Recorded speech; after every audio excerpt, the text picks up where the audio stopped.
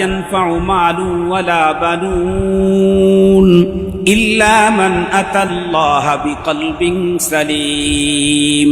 অসুস্থ বডি নিয়ে কবরে গেছো, ঝামেলা নাই। অসুস্থ আত্মা নিয়ে কবরে গেছো, তাহলে কিন্তু রেহাই নাই। অসুস্থ বডি নিয়ে কবরে গেছো, ঝামেলা নাই, কারণ বডি তো সুস্থ হলেও মাটি খেয়ে ফেলবে, অসুস্থ হলেও মাটি খেয়ে ফেলবে। তাই তো কবি বড় মজায় বলেছেন, कैसे कैसे ताजदारो पादशाह चल बसे, वो खजीना बाला खाना शानो शौकत क्या हुई। कैसी कैसी खूबसूरत रानियां शहजादियां, तन बदन सब गुल गया है, शिक्ल सूरत क्या हुई। तन बदन सब गुल गया है, शिक्ल सूरत क्या हुई। অনেক সুন্দর চেহারা নিয়েও যদি আমি কবরে যাই, বডি তো মাটি খেয়ে ফেলবে। খুব বেশি কালো কুৎসিত চেহারার অধিকারী মাটি খেয়ে ফেলবে, কিন্তু আমার কলব আর আত্মাকে কেউ খাওয়ার কোনো সুযোগ নাই। এজন্য চিকিৎসা এটার করা হলো ফরজে আইন। বন্ধুরা আমার, হযরত উলামায়ে কেরাম আত্মার বেদি বিশেষজ্ঞ যারা ছিলেন, তারা বলেন আত্মার উপরে জটিল জটিল 10টা রোগের আক্রমণ হয়ে থাকে। আত্মার এক একটা রোগ মানব দেহের ক্যান্সারের চাইতেও ভয়াবহ, মানব দেহে ইবোলা যে রোগ আছে এর চাইতেও ভয়াবহ। আত্মার এক একটা রোগ, এই যে কিছুদিন পূর্বে ভাইরাস চলে গেল কোভিড-19, এর চাইতেও ভয়াবহ। তার ভিতরে একটা জটিল রোগের নাম হলো রিয়া, আর একটা জটিল রোগের নাম হলো সুমা, আর একটা জটিল রোগের নাম হলো হুব্বেজা, আর একটা জটিল রোগের নাম হলো হুব্বে মাল, আর একটা আত্মার জটিল ব্যাধির নাম হলো হাসাদ, আর একটা আত্মার জটিল ব্যাধির নাম হলো বুগুজ, আর একটা আত্মার জটিল ব্যাধির নাম হলো বন্ধুরা আমার কিবির। এই রকমের 10টা সিরিয়াস রোগ আছে। সবগুলি রোগ খুঁজে খুঁজে বের করে চিকিৎসা করে 100% আমার আর আপনার অন্তরটাকে সেলিম, অতি সুস্থ সুন্দর করতেই হবে। এটা আল্লাহ পাক বন্ধুরা আমার অর্ডার, এটা আল্লাহ পাকের হুকুম। এই জন্যে মোহতারাম হাজিরিন, অত্যন্ত খুশির খবর, অত্যন্ত খুশির খবর আপনাদের জন্য। এই মাদ্রাসায় প্রতি বৃহস্পতিবারে আত্মার রোগ থেকে মানুষের আত্মাকে সুস্থ করার জন্য প্রতি বৃহস্পতিবারই প্রেসক্রিপশন ফ্রি দেওয়া হয়। আলহামদুলিল্লাহ বলেন। আপনাদের অঞ্চলে কিছু মানুষ আছে চোখের সমস্যা, কিন্তু পকেটে টাকা নাই। চোখের সমস্যা কিন্তু পকেটে টাকা নাই। মাঝে মাঝে এলাকাতে চক্ষু শিবির আসে, আপনাদের অঞ্চলে আসে নাই কোনোদিন? মাঝে মাঝে এলাকাতে ফ্রি চক্ষু শিবির আসে। ফ্রি চক্ষু শিবির যখন আসে, তখন বড়লোক যারা আছে তারা তো উন্নত মানের আই হসপিটালে গিয়ে লেন্স টেন্স লাগায় নিয়ে আসে। এই গরিবগুলিও তখন চোখের দৃষ্টি ফিরে পাওয়ার একটা সুযোগ পায়। কখন? ফ্রি চক্ষু শিবির যখন এলাকায় আসে। আগের থেকেই লোক ধরে সিরিয়াল দিয়ে অনেক আগ থেকেই রেডি হয়ে থাকে। আমাদের এই লাইনের বড় যারা হযরত উলামায়ে কেরাম, ওনারা তো নিজের আত্মার চিকিৎসার জন্য কেউ ইন্ডিয়ার পীর ধরেছেন, কেউ পাকিস্তানের তাকি ওসমানীকে ধরেছেন, কেউ ইন্ডিয়ার হাকিমুল উম্মত থানবীর কাছে গিয়ে বসে থাকতেন। আমরা যারা সাধারণ লোক অত দূর পর্যন্ত যেতে পারি না, কিন্তু আমাদের আত্মায় রোগ দিয়া ভরা, অবস্থা বড় জটিল। আল্লাহ শুকুর, এখন অনেক কওমি মাদ্রাসাতে সাপ্তাহিক মানুষের আত্মার রোগের ফ্রি ক্যাম্প বসানো হয়। আত্মার রোগের চিকিৎসার ফ্রি ক্যাম্প বসানো হয়। ইসলাহি মাহফিল মানে আত্মার ব্যাধির চিকিৎসার ফ্রি ক্যাম্প।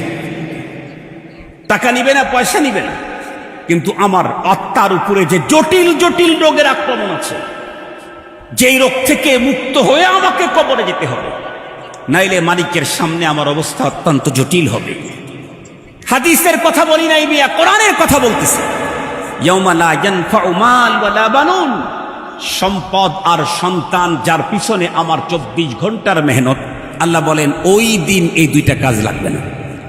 কি কাজে আসবে? ইল্লা মান আতাল্লাহ, যে ব্যক্তি আল্লাহর কাছে উপস্থিত হয়েছে বিকলবিন সালিম, কলবে সালিম, সুস্থ অন্তর নিয়ে। যে অন্তরে কিবির নাই সে কলবে সালিম, যে অন্তরে হে হাসাদ নাই, যে অন্তরে বুগজ নাই, যে অন্তরে রিয়া নাই, যে অন্তরে সুমা নাই, যে অন্তরের ভিতরে কি বলে শারারত নেই, যে অন্তরের ভিতরে হুব্বে যা হুব্বে মাল নাই, এ জাতীয় নিট অ্যান্ড ক্লিন স্বচ্ছ হৃদয় নিয়ে যে হাজির হবে তার হবে ফায়দা, তার হবে লাভ। তার জন্য আল্লাহ পাক রব্বুল আলামিন ভিআইপি মেহমানখানা জান্নাতুল ফিরদাউস রেডি করে রেখে দিয়েছেন। সুবহানাল্লাহ বললেন না যে? তাহলে আমাদের বডির চিকিৎসা হলো সুন্নত, আত্মার চিকিৎসা, আত্মার রোগের চিকিৎসা করা ফরজ। কেউ কি বলবেন যে আমার ভিতরে আত্মার কোনো রোগই নাই? আপনি মিথ্যাবাদী। কেন? আমাকে আর আপনাকে যেই চার মূল উপাদান দিয়ে তৈরি করেছেন, আব ও আতিশ, খাক ও বাত, আগুন, পানি, মাটি, বাতাস, এই প্রত্যেকটা উপাদানের মধ্যেই এই জাতীয় জটিল রোগের জার্ম আছে। মাটির মধ্যে জটিল রোগের জার্ম আছে, পানির ভিতরে জটিল রোগের জার্ম আছে, আগুনের ভিতরে জটিল রোগের জার্ম আছে, মাটির ভিতরে জটিল, বাতাসের ভিতরেও জটিল রোগের জার্ম আছে। যেই 10টা রোগের কথা বললাম এগুলি মাটির ভিতরেই আছে, পানির ভিতরেই আছে। এই জন্য জন্মগতই আমার ভিতরে আমি রোগ নিয়েই আসছি। এই জন্য দেখেন না আমাদের দেশে বাচ্চা জন্মের কয়েক ঘন্টা বা কয়েক দিনের মধ্যে কিছু ভ্যাকসিন দেওয়া লাগে। কথা বলেন না কেন? সিস্টেম আছে না নাই? জন্মের পরেই কয়েক ঘন্টা বা কয়েক দিন বা কয়েক সপ্তাহের ভিতরে ভ্যাকসিন দিতে হয়। তার মানে জন্মগতই ওর এই প্রবলেমটা থাকতে পারে, এই জন্য সেফটির জন্য ভ্যাকসিন দিয়ে দেওয়া হয়েছে। 100% সন্তানের জন্য ভ্যাকসিন যেমন জরুরি, 100% মুসলমানদের জন্য আত্মশুদ্ধি মেহনত করা জরুরি। মনে থাকবে তো আপনাদের? আমি খতিব সাহেব আমার দরকার নাই, আমার আরো বেশি দরকার। আমি মুয়াজ্জিন সাহেব আমার দরকার নাই, আমার তারও বেশি দরকার। আমি শেখুল হাদিস আমারটা দরকার নাই, আমার তারও বেশি দরকার। মুহতারাম হাজিরিন, এজন্য মনে রাখবেন নামাজ আমিও পড়ি, সিদ্দিক আকবর রাদিয়াল্লাহু আনহু পড়েছেন। নামাজ আমিও পড়ি, হযরত ওমর ফারুক রাদিয়াল্লাহু তাআলা আনহু পড়েছেন। সিদ্দিক আকবর রাদিয়াল্লাহু তাআলা আনহুর 2 রাকাত নামাজের ওজন আমার সারা জীবনের সব নামাজ দিয়ে হবে কি? কেন কেন পার্থক্য কিসে? উনি তো 1 রাকাতে 1 রুকুই করেছেন, আমিও তো 1 রুকু করি। উনি তো 1 রাকাতে 2 সেজদা দিয়েছেন, আমি মাঝে মাঝে ভুল করার কারণে সেজদারও 2টা বাড়ায়া 4টে সেজদা দিলাম। এরকম হয় না? সৌ সেজদা দেই না আমরা? ওনার চাইতে সেজদা আমার 2টা আরো বাড়ানো আছে, কিন্তু ওনার 2 রাকাত আর আমার সারা জিন্দিগির নামাজ সমান হয় না। কেন? কারণ ওনার কলব আর আমার কলব, ওনার ইখলাস আর আমার ইখলাস, ওনার আত্মা আর আমার আত্মা এক পরিমাণের না। এজন্য নামাজ সকল ইবাদতের ওজন পারবে হলো আত্মা যার যত শুদ্ধ হবে, ইবাদতের তার তত তেজ, পাওয়ার তত বাড়তেই থাকবে। আত্মা যার যত শুদ্ধ হবে তার তিলাওয়াতের দাম বাড়বে, আত্মা শুদ্ধ হবে জিকিরের দাম বাড়বে, আত্মা শুদ্ধ হবে তাহাজ্জুদের দাম বাড়বে, আত্মা শুদ্ধ হবে ইশরাক আওয়াবিনের দাম বাড়বে, আত্মা শুদ্ধ হবে 1 টাকার সাদাকার দাম বাড়বে। আমার আত্মা শুদ্ধ নাই, ভিতরে রিয়ার জার্ম ভরা, আমার পুরা জিন্দেগির সব সম্পদ দান করলে মালিকের কাছে যা পাওনা হবে, যার আত্মা শুদ্ধ তার 1 টাকার দানে পাওনা আরো বেড়ে যাবে। এই জন্য মুহতারাম হাজরিন, আমি একটা বিষয় আপনাদের অন্তরে একটু দিতে চাই, সেটি হলো এখানে যে প্রতি সপ্তাহে বৃহস্পতিবারে ইসলাহি জোড় হয়, এটা আমাদের প্রত্যেকের জন্য খুব বেশি দরকার। আমি একটা মিসাল দিয়ে আমি আমার আলোচনা শেষ করে দিচ্ছি। আমি হুজুরকে বলছি যে 9টা পর্যন্ত কথা বলবো, 9:25 পর্যন্ত বলবো। তাহলে কমপক্ষে তো 10 মিনিট আগে অনেকের হাজার। ঠিক আছে, হুজুররা বলতেছেন যে 9:20 পর্যন্ত যাওয়া যাবে। আমি কি 9:20 পর্যন্তই যাব, না আর 10 মিনিট আগে ছেড়ে দেব? আপনারা যেটা বলবেন সেটা হবে, অসুবিধা নেই। অনেক কথা শুনলাম, কিছু বুঝলাম না, নিয়েও যেতে পারলাম না, মনেও থাকলো না। ওটার চাইতে অল্প শুনলাম, মাথায় নিয়ে গেলাম, আমল করলাম, এটার দাম বেশি।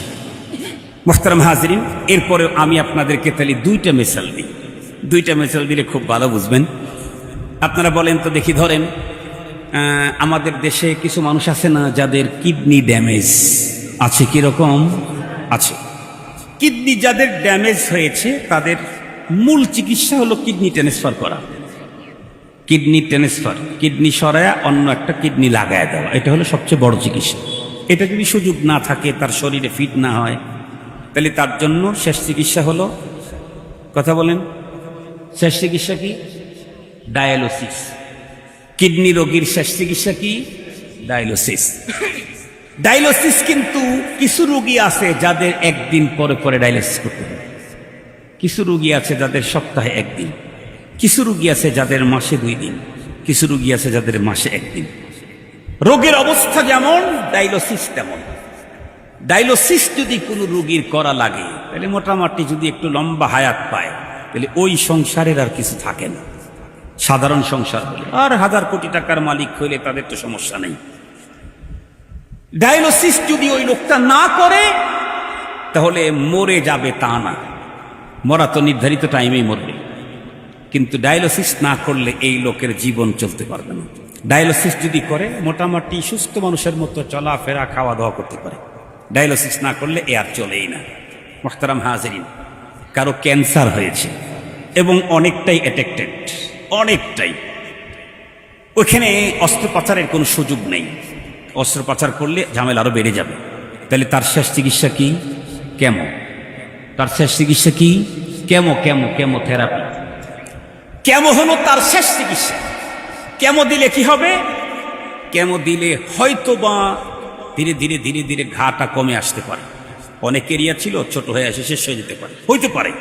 যদি তা না হয় পক্ষে যতটুকুন আছে ততটুকুন থাকবে, আর বাড়বে না, অথবা যদি বাড়েও ধীর গতিতে বাড়বে, জোর গতিতে বাড়বে না।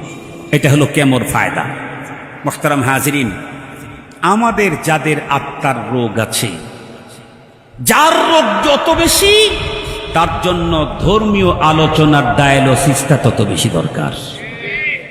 ধর্মীয় আলোচনার ডায়ালিসিস। ডায়ালিসিস করলে কি হয়? রোগীর শরীরের পানিগুলা রক্তের থেকে বের করে দেয়, দিয়া রক্তটাকে ক্লিন করে ফেলে, এখন উনি ভালো চলে।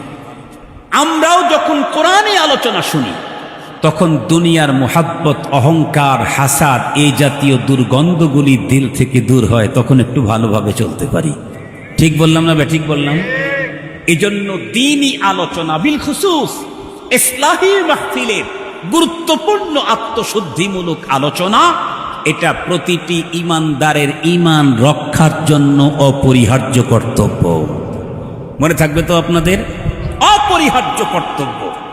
আমাদের তো যে অবস্থা, তাতে প্রতিদিন দেওয়া দরকার। প্রতিদিন আমাদেরকে দ্বীনি আলোচনার ডায়ালিসিস আমাদের করা দরকার। আমাদের যে অবস্থা, পারিপার্শ্বিক যে অবস্থা, রাষ্ট্রের যে অবস্থা, সমাজের যে অধপতন, তাতে প্রতিদিন আমাকে কোরআনে আলোচনার ডায়ালিসিস আমার জন্য দরকার।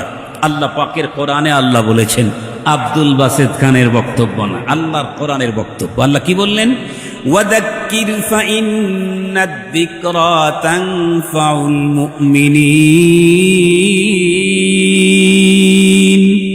আমি জিজ্ঞাসা করতে চাই, এই যাক্কিরের অর্ডার করেছেন কে? কাকে অর্ডার করেছেন? মুহাম্মাদুর রাসূলুল্লাহ সাল্লাল্লাহু আলাইহি ওয়াসাল্লামকে। আমাকে কিন্তু ডাইরেক্ট বলেন যাক্কির Abdul Baset, no no no. যাক্কির Abdur Rahim, no no no. যাক্কির শাইখুল হাদিস, নো নো নো। যাক্কির কে? মুহাম্মাদুর রাসূলুল্লাহ সাল্লাল্লাহু আলাইহি ওয়াসাল্লাম। আল্লাহ তার শ্রেষ্ঠ রাসূলকেই অর্ডার করলেন, আপনি বারবার কোরআনের কথা শোনান, যাক্কির বারবার শোনান। এখন আমি জিজ্ঞাসা করতে চাই, নবী যাদেরকে ওয়াজ শুনাইছেন তারা কারা? সাধারণ পাবলিক না সাহাবী? আর একটু জোরে বলেন। নবীজির ওয়াজ শুনছে, ইমানও ছিল, সাহাবী হয় নাই, তা কি সম্ভব? কথা বলেন। নবীজির ওয়াজ শুনেছে, ইমান ছিল, সাহাবী হয় নাই, এটি সম্ভব কি? এটা হইতেই পারে না। নবীজির ওয়াজ শুনেছেন, ইমান ছিল, সাহাবী, তাহলে নবীজি কোরআনের বাণী শুনাইতেন সাহাবীদেরকে। সাহাবী ছাড়াও তারা অন্য লোকেরাও শুনতো, তবে মূল টার্গেট হলো সাহাবী। সাহাবী কারা? সাহাবী হলো তারা যাদের অন্তরের পরীক্ষা নিয়েছেন স্বয়ং আল্লাহ পাক। তাদের অন্তরে এই জাতীয় ঝামেলা আছে কি? থাকলে কি রেজাল্ট দিতেন আল্লাহ? কথা বলেন না কেন? তাদের অন্তরের ভিতরে হাসাদ, বুগুজ, কিবির, রিয়া, সুমা, হুব্বে যা, হুব্বে মাল, এগুলি আছে কি? একটাও নাই। স্বয়ং আল্লাহই কোরআনে বলেছেন। মুহতারাম হাজিরিন, যেই মানুষগুলির অন্তরের উপরে কোনো এই জাতীয় রোগ ছিলই না, যাদের অন্তরটা হলো মাহফুজ, এই জাতীয় লোকদেরকেই আল্লাহ তার রসুলকে বলতেছেন, ওনাদেরকেই বারবার কোরআনের কথা শুনান। তাইলে আমাদের অন্তর তো রোগে ভরা, তাইলে আমাদের কতক্ষণ কয়দিন পর পর শোনা দরকার? বছরে একবার। কথা বলেন না কেন? কথা বলেন বছরে একবার। আমাদের সাহাবীদের যদি দৈনিক শুনতে হয়, আমাদেরকে তো প্রতি ঘন্টায় শোনা দরকার। আমাদের দিলের যে অবস্থা দেখেন, রোগী যত নরমাল হয় তো তখন তাকে নরমাল বেডে রাখে। রোগী যখন জটিল হয় তখন তাকে আইসিইউতে রাখে। আইসিইউতে রেখে কি ওই নার্স আর ডাক্তারেরা বাইরে যা ঘুমায় না? একজন ডাক্তার 24 ঘন্টা তার কাছে বসে থাকে। একজন ডাক্তার 24 ঘন্টা ওর কাছে বসে থাকে। উনি উঠে যাওয়ার আগে আর এক ডাক্তার আসে। বিশেষ করে হার্টের যদি প্রবলেম হয় তাহলে কৃত্রিম হাতের ভিতরে একটা নিয়ে এরকম করে উনি চিপতে থাকে। এরকম আমি নিজের চোখে দেখেছি, এরকম করে চিপতে থাকে। উনি চিপতে আর একজন আসবে, সে চিপতে থাকবে। তাহলে আমাদের তো হার্টের রোগী ইমার্জেন্সিতে গেলে যেমন হয়, তার চাইতে বড় ইমার্জেন্সিতে আমরা আছি। কথা বলেন ভাই। এজন্য আমাদের জরুরত হলো প্রতিদিন কোরআনী আলোচনার কেমোথেরাপি গ্রহণ করা। মনে থাকবে তো আমাদের ইনশাআল্লাহ?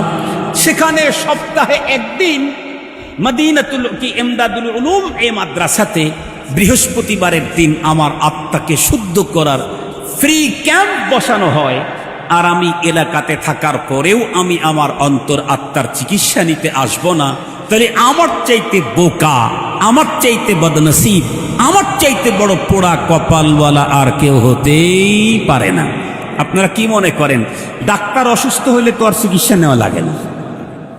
আপনারা আমার কথা বুঝেন নাই। ডাক্তার যদি অসুস্থ হয় তাহলে তো আর চিকিৎসা নেওয়া দরকার লাগে না। ডাক্তারেরও চিকিৎসা নেওয়া লাগে।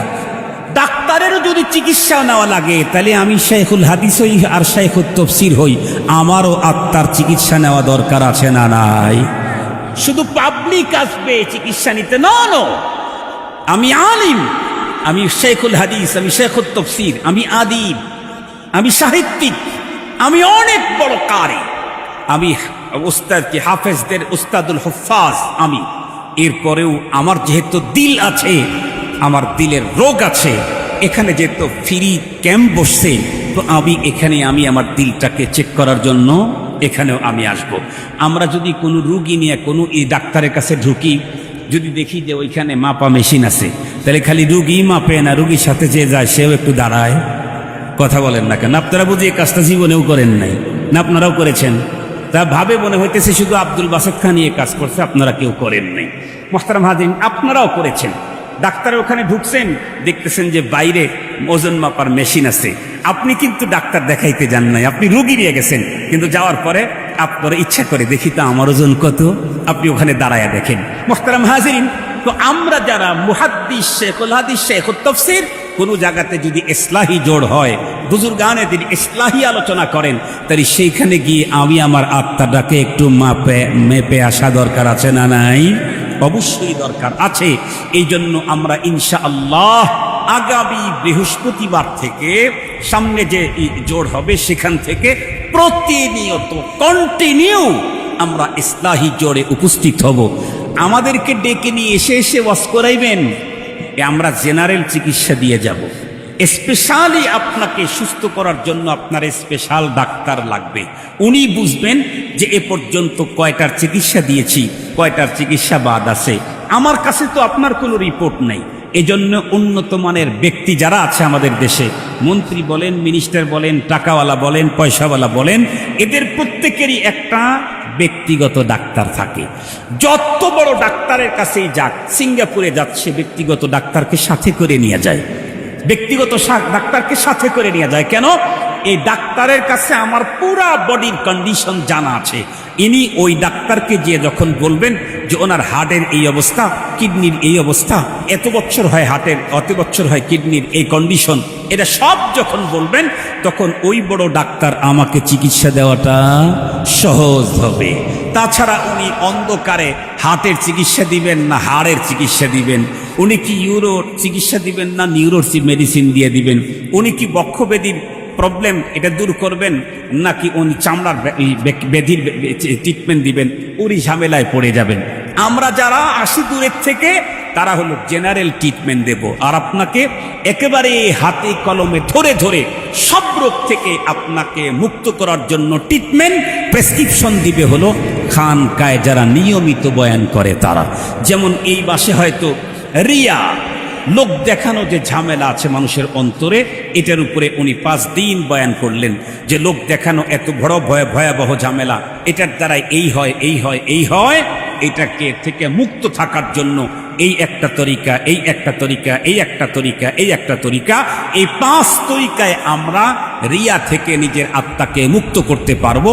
এভাবে একদিন রিয়া, আবার সুমা, আবার বুখল, আবার কি বলে ইসের উপরে হাসাদ, আবার কিবির, এগুলার উপরে চিকিৎসা দিতে থাকবে। আর আমরা আমাদের আত্মাটাকে ওই চিকিৎসায় যখন সুস্থ করার জন্য মেহনত করতে থাকবো, ইনশাআল্লাহ একদিন দেখা যাবে আল্লাহ আমাকেও কলবে সালিমের মালিক বানায় দিয়েছেন। সুবহানাল্লাহ বলেন, সুবহানাল্লাহ বলেন। আর যদি জীবনে চলতে চলতে চলতে চলতে 10 বছর পরেও আমি কলবে সালিমের মালিক হই, আর আজরাইল রাস্তা দিয়ে হাইটে যাইতেই যদি আমাকে ধরে নিয়ে যায়, তাহলে আমার কোনো পেরেশানি নাই। কেন? রব যেটা দেখবেন সেটা আমি ক্লিয়ার করে রেখেছি। আলহামদুলিল্লাহ, আমি করি নাই, আমার রব আমাকে করে দিয়েছেন। আমি করি নাই, আমার রব আমাকে করে দিয়েছেন। আমি সালিম কলবের অধিকারী হয়েছি। আমি শ্বশুর বাড়ি যাইতে মারা গেলেও সমস্যা নাই, আমি পুকুরে পড়ে মারা গেলেও সমস্যা নাই, কোরআন তেলাওয়াত করতে করতে মারা গেলেও সমস্যা নাই, সিজদায় মারা গেলেও আমার কোনো সমস্যা নাই। কেন? রব যেটা দেখবেন সেটা আমি প্রস্তুত করে রেখেছি। আলহামদুলিল্লাহ বলবেন কি একটু? এটা খুব দরকার আছে না ভাই? দরকার আছে না? আপনারা এই মজলিসে বসবেন তো ইনশাআল্লাহ নিজের সন্তানদেরকে, বন্ধুদেরকে, আপনজনদেরকে ডেকে ডেকে নিয়ে আসবেন। আপনার ছেলের জ্বর হলে, আমি গত জুমায় ঢাকাতে আমি 2টা মসজিদে জুমার নামাজ পড়াই। ঢাকাতে একটা সেন্ট্রাল মসজিদ, বনশ্রী সেন্ট্রাল মসজিদ রামপুরাতে।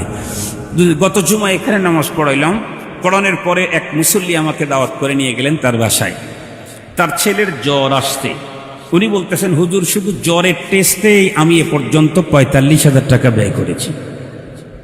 জ্বরের টেস্ট, তার মানে ডেঙ্গু ধরে নাই, তাই টেস্টে 45,000 টাকা ব্যয় করছে। ডেঙ্গু ধরলে কয় লাখ টাকা ব্যয় করতো আল্লাহ জানে। টাকা আছে, ব্যয় করছে। আর সন্তানের প্রতি মায়াও তার বেশি। একটা ছেলে, একটা মেয়ে। তো আমরা যেমন আমাদের ছেলের যদি ডেঙ্গু হয়, বাবা যেমন পেরেশান হয়, ছেলের ভিতরে যদি অহংকার থাকে, বাবা তার চাইতে বেশি পেরেশান হওয়ার কথা ছিল। ছেলের ভিতরে যদি বুগজ থাকে, আদাওয়াত থাকে, তাহলে বাবাকে আরো বেশি পেরেশান হওয়া দরকার ছিল। কেন? ডেঙ্গুর কারণে ছেলে কখনো মরে যাবে না, কিন্তু হাসাদের কারণে ছেলে জান্নাতে যেতে পারবে না। এ কথা আল্লাহ তার রসুলকে দিয়া বলায় দিয়েছেন। কারো অন্তরের ভিতরে জাহান্নামে যাওয়ার জন্য কয় টন অহংকার লাগবে? কয় টন? টাটা গাড়ির 2 গাড়ি। কথা বলেন না কেন? টাটা গাড়ির 2 গাড়ি অহংকার যার দিলে আছে সে জাহান্নামে যাবে। এটা হাদিসে আছে। কি আছে? 1 জাররা পরিমাণে অহংকার যার অন্তরে আছে সে জাহান্নামে যাবে। আমার সন্তানকে ডেঙ্গু থেকে মুক্ত করা বেশি দরকার না জাহান্নাম থেকে মুক্ত করা বেশি দরকার? এটা আমার জন্য ফরজ না মুসন্নত? ফরজ। আল্লাহ পাক বলেন, ইয়া আইয়ুহাল্লাযীনা আমানু কু আনফুসাকুম ওয়া আহলিকুম নারা ওয়াকুদুহান নাসু ওয়াল হিজারা عليها ملائكة غلاد شداد لا يعصون الله ما أمرهم ويفعلون ما يؤمرون। আল্লাহ তাআলা ওয়ার্ডার করেছেন, ইয়া আইয়ুহাল্লাযীনা আমানু, হে আমার বিশ্বাসীরা, কু আনফুসাকুম ওয়া আহলিকুম নারা, তুমি তোমাকে আর তোমার পরিবারকে আগুন থেকে বাঁচাও। তুমি তোমাকে আর তোমার পরিবারকে আগুন থেকে বাঁচাও। আমি তাহাজ্জুদ পড়লাম, আমি পীরসাব হয়ে গেলাম, আমি বুজুর্গ হলাম, আমি অলি হইলাম, আমি আবদাল হইলাম, আমি আউয়াবিন চাষ এগুলি নিয়মিত করলাম, কিন্তু আমার সন্তানকে কখনোই তার দিল পরিষ্কারের জন্য, তার ঈমান সুন্দর করার কোনো ফিকির করলাম না। তাহলে পরপারে আমার মুক্তি, কথা বলেন না কেন? হবে না। বরং সন্তানরা কি বলবে? রব্বানা আরিনাল্লাযাইনি আযাল্লানা মিনাল জিন্নি ওয়াল ইনস নাজআলহুমা তাহতা আকদামিনা লিয়াকুনা মিনাল আসফালিন। আল্লাহ তো সব বলে দিয়েছেন, এমনটি যদি করো এমনটি হবে, এমন যদি করো এমন হবে, এমনটি করলে এমন হবে। আমি যদি আমার সন্তানদের এই কলব, ঈমান, নীতি, নৈতিকতা, শিষ্টাচার শিক্ষার পিছনে আমি যদি মেহনত না করি, রব্বে করিমের দরবারে আমি আসামি হতেই হবে। রবের আদালতের আসামি হলে আমাদের বাঁচার কোনো কায়দা নাই।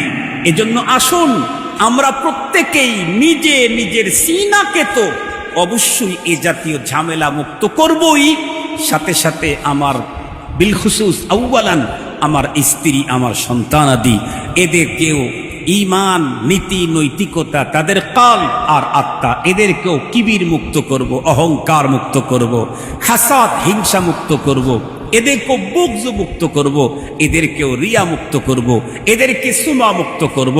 সম্পদের মোহ, প্রসিদ্ধির মোহ থেকে সন্তানের দিলটাকে নিট এন্ড ক্লিন করার জন্য জিম্মাদারি, ফিকির আমার দরকার আছে। আসায়ুবিন্না, আমাকে ওর জন্য চেষ্টা চালাইতেই হবে। সফলতা ব্যর্থতা কার হাতে? আল্লাহ পাকের হাতে। ওয়াত্তাওফীকু মিনাল্লাহ, ওয়াত্তাওফীকু মিনাল্লাহ। সফলতার ব্যর্থতা আল্লাহ পাকের হাতে।